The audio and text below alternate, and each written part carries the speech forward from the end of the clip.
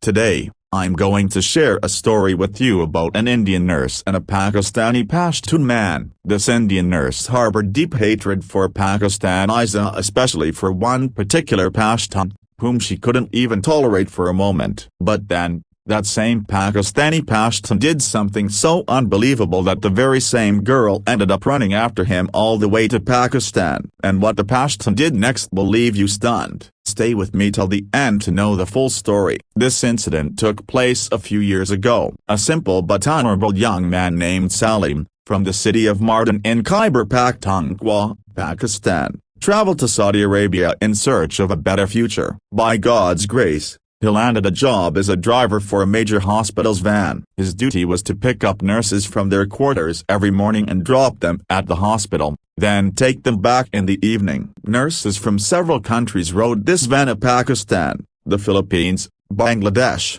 and India. In charge of them all was a strict and sharp-tempered Indian nurse named Arti. Arti had a proud and stern demeanor. She always sat on the front single seat and practically ruled over the van. Salim, on the other hand, was the complete opposite, gentle, cheerful, and always with a pleasant smile on his face. He had a passion for wearing nice fragrances and every day wore a different, captivating scent. As soon as the nurses stepped into the van, they would smile and ask, "Salim bhai, what perfume are you wearing today?" Their journeys passed with laughter and joy. Salim had won everyone's heart except Arti's. Arti always looked at Salim with suspicion. Deep down, she held strong prejudices against Pakistanis, shaped by how Indian media often portrays them. One Friday, the nurses planned to go shopping. Salim took them to a big mall and waited in the van. After a while, he saw Arti from afar,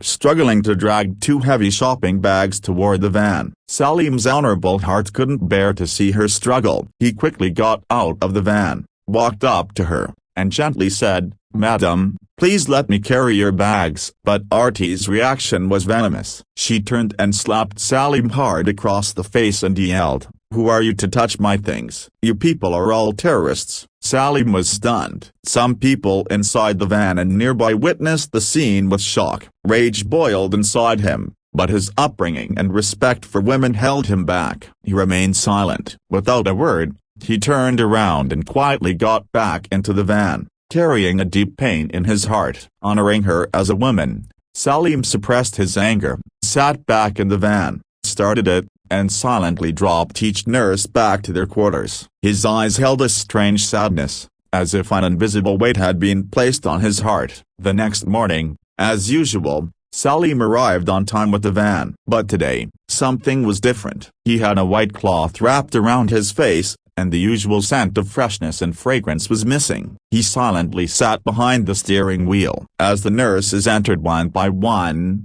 they immediately sensed something was off. One asked in surprise, "Why doesn't the van smell like perfume today?" Another joked, "Looks like Salim bhai is upset about something today." Salim didn't respond. A heavy silence filled the van, a stark contrast to the usual laughter and jokes. He dropped them off at the hospital and drove away, all without a single smile or word. That evening, as usual, he picked them up again. But once more, he remained silent and withdrawn. He left without saying a word. The next day, when all the nurses had gathered, they immediately noticed that Salim's mood was still the same, quiet and withdrawn. However, there was one difference today. The Indian head nurse, Arti, hadn't arrived yet. The nurses formed a small circle around Salim and asked with concern, "Brother Salim, what's the matter? Why are you so sad and silent? Please tell us something." Salim took a deep breath and truthfully narrated the entire incident that had happened the previous day. How Arti had slapped him for trying to help her, calling him a terrorist from Tajikistan. Hearing this, all the nurses were heartbroken. They decided they would talk to Arti and help her understand that she had been unfair. But when they approached Arti with love and gentleness, trying to explain, she became even more strict. Furious, she turned red and yelled in the van, "Don't you know I'm the head nurse here? If I want, I can have you sent back to Pakistan with just one phone call." Salim, with a faint smile and remarkable composure, replied, "Madam, We can go back to Pakistan ourselves. If you really want to send us somewhere, send us to America." This witty line was delivered with such perfect timing that all the nurses burst into laughter. Even RT, who had been fuming just a moment before, couldn't help but smile slightly. And just like that, without any formal apology or reconciliation, the fight came to an end. RT quietly returned to her usual front seat, and the journey continued as normal. But something had shifted in their hearts. RT's attitude towards Salim had softened. She would often glance at him through the small mirrors in the van, not with hostility, but with a kind of warmth. Salim,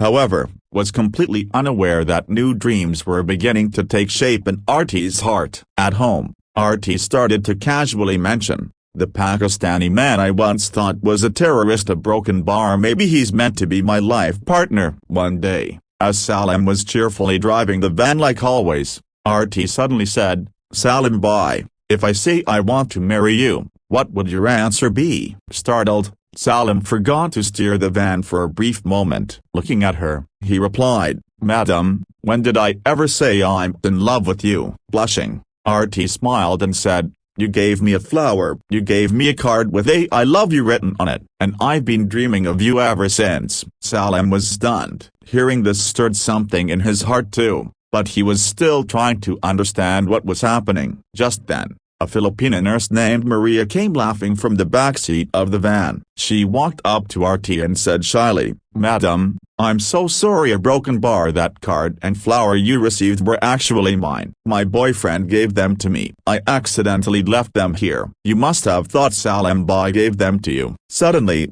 an awkward silence fell over the entire van. All the nurses and Salim looked at each other in disbelief. RT, who had been daydreaming moments ago, felt as if the ground had slipped from under her feet. Lowering her gaze in embarrassment, she quietly returned to her seat. Salim restarted the van and began dropping the nurses off at their stops. When almost everyone had gotten off, only 3 people remained: Salim, RT, and Maria. Looking at RT, Salim gently said, "Madam RT, I know you're a good woman. I have a lot of respect for you. But the truth is, I've never looked at you with the feelings you just mentioned. I'm a Pakistani, and you're an Indian. You've seen for yourself the distances between our countries." RT listened silently, as if every word was touching her soul. Salim continued, "You live in India. I live in Pakistan. You tell me, how would it even be possible for us to be together?" After a few moments of silence, RT softly replied, "Salim, if the heart is true, then distance doesn't matter. I could go to any corner of the world for you." Salim looked into her eyes, surprised. Inside, a storm of emotions raged. Through their daily interactions and shared journeys, Salim had come to know that RT wasn't a bad persona, just a bit sharp-tongued, but with a pure heart. After a pause, Salim gently said, "If you're truly sincere, I'll speak to my family. If they agree, then I'll agree too." RT slowly nodded in affirmation. Salim's heart began to race. He spoke to his parents back in Pakistan. At first, they were surprised, but after hearing everything, they agreed. They said, "The wedding feast will be in Pakistan. If the girl is sincere and ready to accept Islam, we have no objection." When Salim told RT, she was overjoyed. Their marriage took place in the small mosque hall of the hospital in Saudi Arabia. Salim and RT were now husband and wife. A few days later, Salim brought his new bride to Pakistan. Everything was new for Arshia: the streets, the culture, the hospitality. But love made everything easier. She sometimes visited India to meet her family and then returned to Pakistan. Time passed. Allah blessed them with 4 beautiful children, 2 sons and 2 daughters. And thus, the woman who once considered Pakistanis to be terrorists built a happy home in Pakistan. This is a story of love that began with a misplaced flower, a forgotten card, and a series of misunderstandings, but it ended in forgiveness, faith, and a beautiful relationship. I heard this story on a friend's channel. It touched my heart, so I thought of sharing it with all of you. If you like this story, please share your thoughts in the comments. And if you have any real-life story like this, do tell us. Allah Hafiz.